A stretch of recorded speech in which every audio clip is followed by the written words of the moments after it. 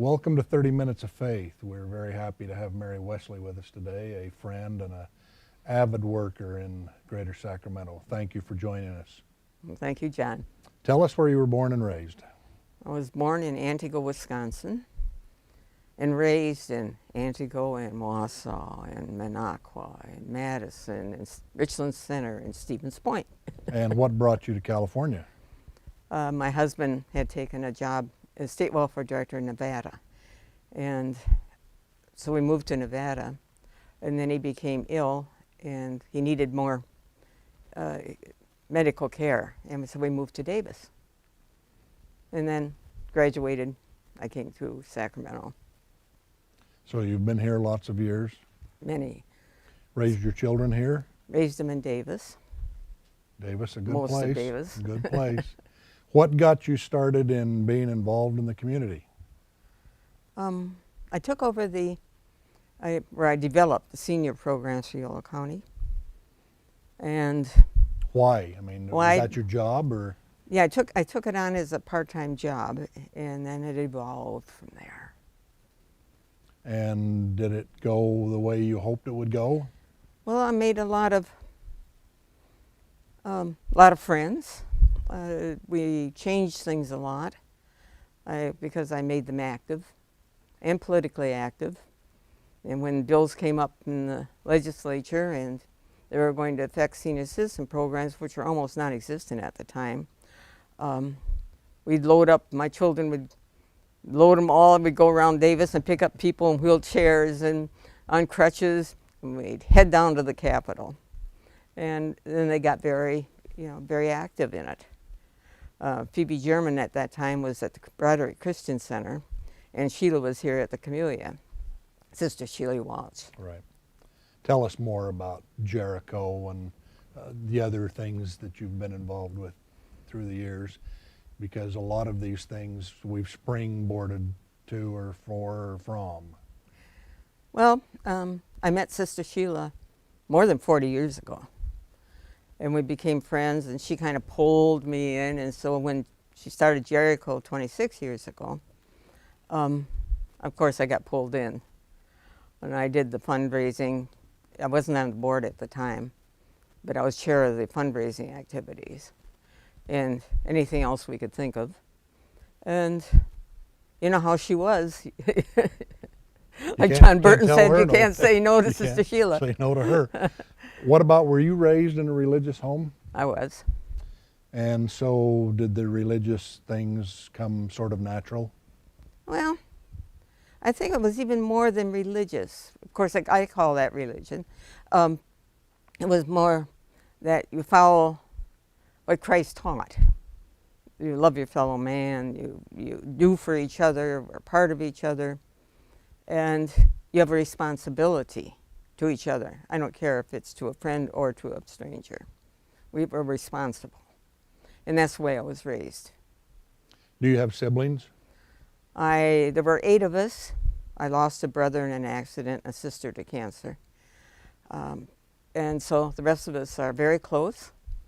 And my sisters are my best friends and their husbands, and we spend a month together every summer. In Wisconsin? In Wisconsin. It's a beautiful state. Up at the Beautiful Eagle state. River, up at the cabin. And your grandparents, did you know them as a child? They Oh, were I in knew that my area? grandparents and my great-grandparents. Wow. The family was always very close. And did you take the lead from anybody on the way you've lived out your life, or did you sort of develop yourself? Well, I think you live the way you're taught. The whole surrounding, your many influences. And it sets your personality. Your dad and mother proud of their children and say, wow, look at our kids, they're doing well? Oh, yes. Oh, yes. They were always there. They led the Girl Scouts. They led the Boy Scouts. They led the band parents at the high school. They, were very involved in the community. It's fun to live in a home where everybody's active and busy doing something, and you kind of forget yourself and step into other people's lives. Well, that's it. And, in my home, My parents were both musicians, not professional musicians, except my mother was a pipe organist that did a lot of professional concerts. But my dad was a grocer. He had supermarkets at the end. But there was always music. And so there was an influx of young people, always my mother accompanying him, preparing him for auditions, preparing him and for concerts. And everybody in my family sings and plays. Well, that would lead into what you do with music in this community. Tell us more about that. Well, I've been involved in a number of groups, but the last 15 years, I started, along with another person who's dropped out, the Camerata California is a chamber choir and chamber orchestra. And we perform, in this area, we perform coast to coast. We have a student scholarship program that's been very successful. We provide money every month for young promising musicians in the local colleges. And it's been a really good program. Now we're upping it to include the orchestra. We're using young people in our orchestra. Are you a soprano? Un contralto. Oh. When did you discover that that's what you'd sing? I mean, were you I always sang. 13 years old? I've been singing all my life. I think I learned to read music right along with learning to read words. Yeah, it's the way we were brought up. You sound a bit like my mother. My mother's the 17th of 21 children, and they were all really good musicians because their parents were. Does music still take you places inwardly that are satisfying and helpful to you? I can't imagine living without music. I just can't imagine it. I agree. And it's so important for the community. It's so important for the community to keep a symphony orchestra, keep an opera, make the things available to our community and our young people that are just coming up, because it does something to the soul. It's a universal language, isn't it? It really is. Everybody understands it. Are we going to win the battle of the symphony and the opera and all those other things here in Sacramento? Oh, I hope so. I hope so. It's, we just don't have the money. It's scarce. Fundraising is difficult. It's the most difficult job I have. A couple of days ago, I spent 2 hours on the phone talking money, and every single person I talked to said, we have a little money, but we've got it set aside for our purposes.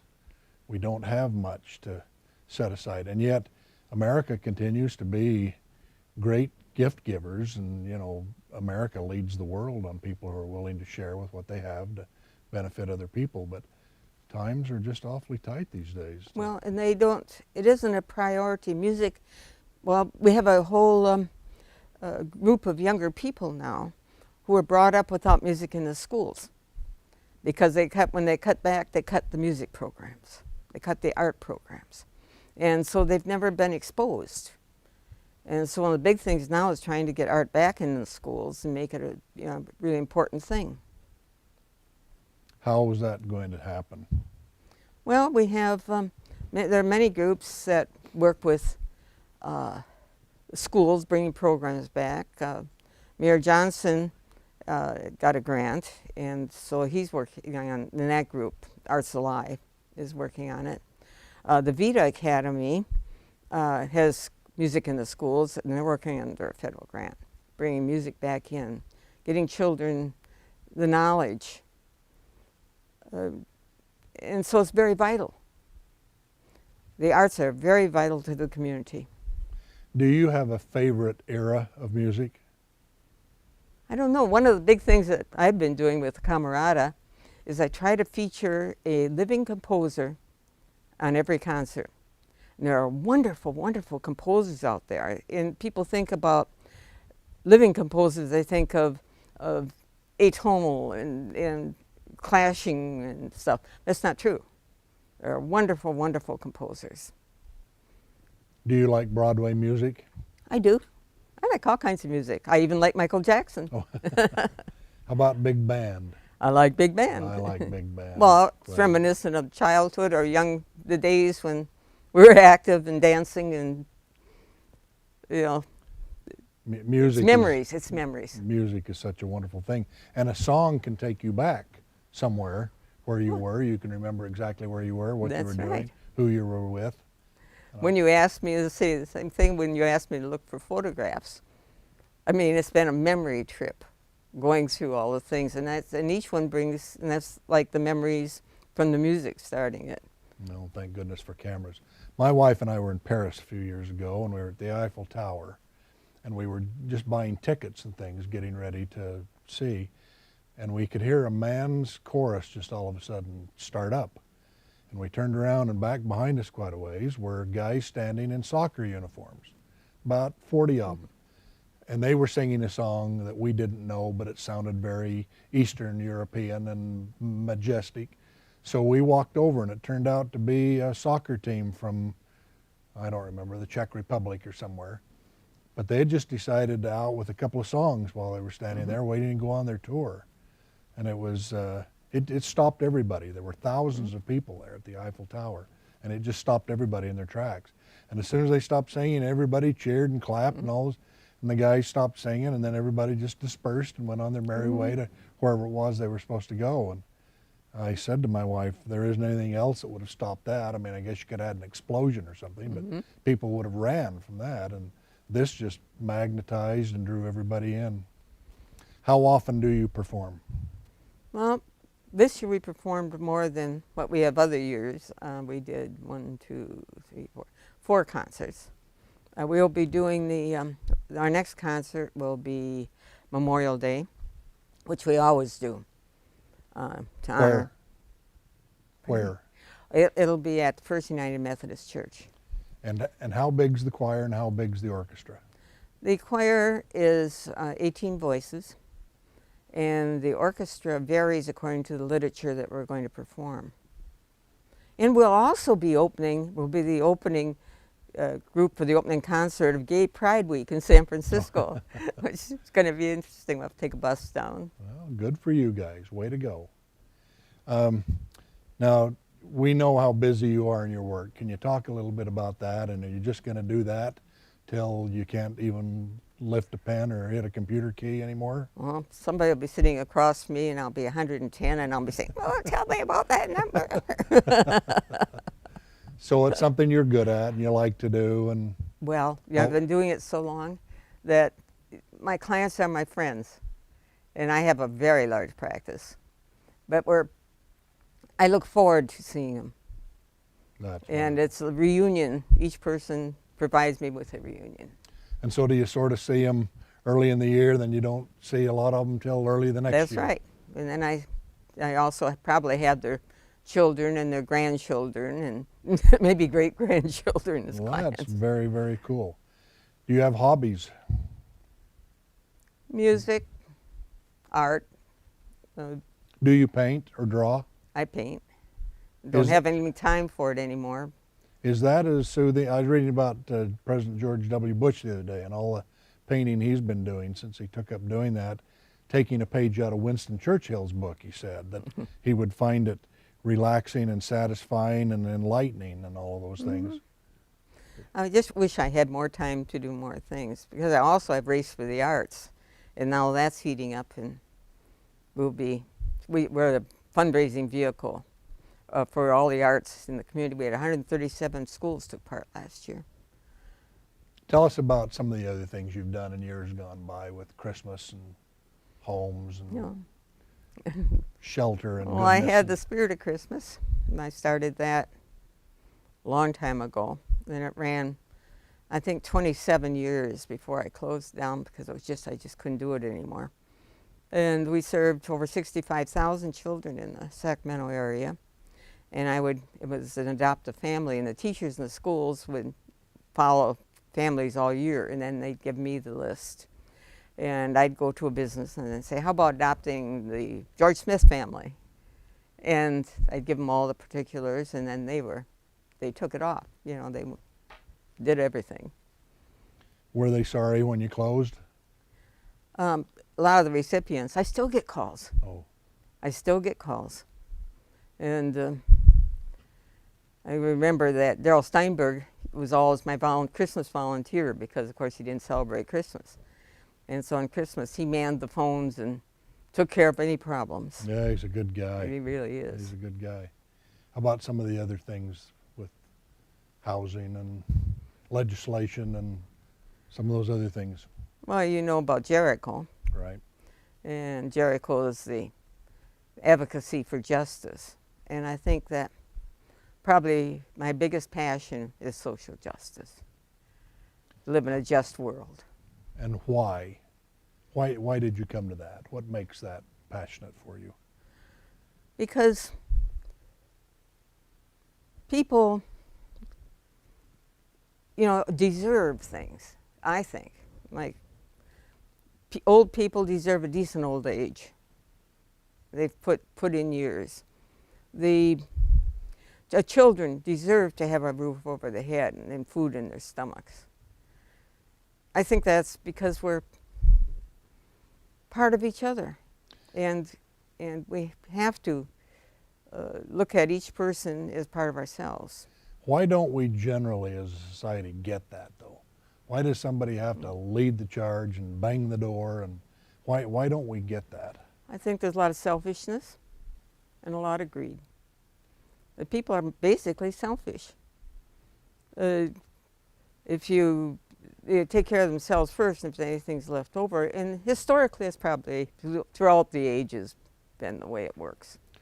So then there has to be activists through the ages to try to help, I suppose. I believe that. And do you sleep well at night? You're happy that you've made a good effort in your life and things are going forward? I think so. Good. It's always a challenge. Well, you're well respected and looked up to by many. Will Jericho, going back to them for a minute, will they survive now that Sister Sheila's gone? Well, it's a terrific board. It's a terrific board. Good. And if there's a difference is going to be made, it's because of the board members. Well, they also have a strong reputation of good things that are being done. How do you feel about Sacramento in general, as far as, in interfaith, we're trying to mold and mesh everybody to similarities and commonalities and not deal so much with differences. And, this whole Council of Churches thing started 103 years ago, and, we've reinvented ourselves a few times, but how do you think Sacramento is going to go? I think it goes well because, we are probably one of the most diverse cities in the world. And there seems to be, and that seems to be the commonality, that it's developed together. It's not like we have the separate enclaves that they have back east, where you have your Polish community, your German community, your Irish community. Right. I think Sacramento is one of the most wonderful places to live because we do have caring people. And it's just, I always say when I go home to Wisconsin, you may all have your yards without fences, and we have fences, but we care about each other, and that's the difference. I think just with the influx of what happens in Sacramento, for a lot of different reasons, I have strong beliefs about the I-5, I-80 corridors and everything that goes there. Have strong feelings about Sacramento being the capital city of the largest state, and yet it's still a very small town compared to many others. There's a lot more bigger cities in California that could be the capital. And then we're still pretty rural just outside the boundary. It's not like we flow along there for 40 miles up the freeway and 30 that direction. So I think that's one of the good things about diversity, but I think that also attracts challenges. It does, but I always say that Sacramento still has a small town feeling. It does. And that makes us different than other communities. And I don't know why that is, but it is. You can walk down the street and you know this person and that person, and you still do. And do you think it'll stay that way for another few generations? I think it will. I hope you're right. I'm optimistic that it will, because that makes it really, really unique. And there's a fine balance there between, what's city and what isn't. Well, maybe it's something is we're a little more politically active because it's the capital. So politics are not as skewed. 25 or 30 years, if people would say to me, now tell me exactly where Sacramento is. I think the Kings sort of put Sacramento on the map. Everybody started watching the NBA and said, oh yeah, and Phil Jackson and Bill Walton were talking about the cowbells and all that other sort of stuff. But it, in a good positive light, put us on the map. And then at that point in time, people were just saying, just sort of automatically, well, it is the capital city of California. And everybody'd say, oh yeah, that's right. I memorized that in grade school. But I didn't know if Sacramento was in the Los Angeles basin or, sitting next door to San Francisco. So where do you see yourself in 5 or 10 years? Dead? No. Well, I hope not. No. You just keep going and just keep plugging? Oh, I'll still be doing all my interests, I hope. And I'll have my business, and I'll have the choir, and I'll have, hopefully, Jericho, and Race for the Arts. How's your health? My health's good. Good. And do you get to spend time with children and grandchildren and things routinely for? Just about every day. Oh, good. Our family's very close. Good. Family's a big, big deal, and they keep you feeling young, right?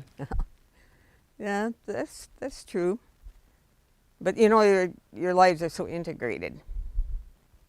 That's a nice way to say that. I hadn't stopped to think about You are just meshed there. Will it matter to Sacramento how religious we may or may not be, and how political we may or may not be, and how educated we may or may not be? What will we build on, and what won't matter in the years to come? I think those things will always matter. It's the grounding that religion gives. It's the education that produces the people that are going to govern and make things happen. Yeah, those things are all very important. I noticed the other day in one of the papers that talked about some cities are a little more stale, some are real progressive. If you take a pocket like the greater Sacramento area, you might find, it didn't say this, I don't remember, but maybe you find Folsom real progressive, maybe you find Fair Oaks real low key, da-da-da-da-da, and then you find outlying places, Elk Grove or out in Woodland or Davis and things, they have strong identities unto themselves, and yet in the world, if you're out traveling, somebody says, where are you from? Most everybody just says Sacramento. That's right. And okay, well, Well, it says it all. Sure. Where were you when Gerald Ford was tried to be assassinated? I mean, he didn't try to, but when that happened, were you downtown somewhere or close by, or? I don't remember. Okay. Where were you when John Kennedy was killed? I was in Wisconsin.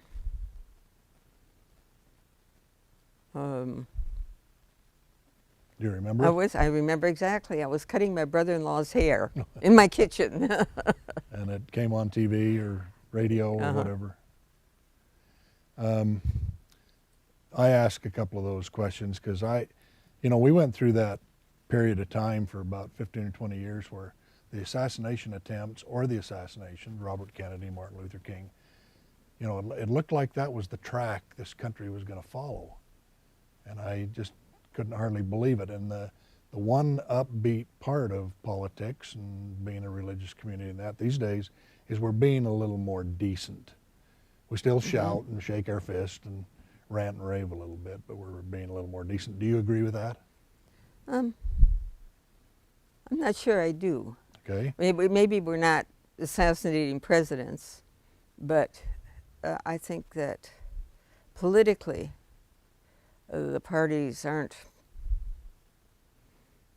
very nice to each other, or the politicians. And I'll have to say that they're not very friendly with each other. The gap has really widened, hasn't it? Just big time. How will we solve that? Elect people that will represent us and not parties. Will we ever elect people again who are just the common folk like we used to do 75 years ago Well, instead of some high-powered whatever? get the money out of politics. I think Citizens United was a terrible decision. It changed the whole scope. Will it be a popular run and then go away? I hope it'll go away soon. They have to I don't know if you change the court or not, or what happens. Can the preachers and the priests and the ministers help us inside our houses of worship when it comes to those kinds of things? I'm not sure if that should be from the pulpit. Some do, Yes. some don't. I think that you develop your own conscience, which should be a real motto. Or you could talk about both sides, but I don't think you can.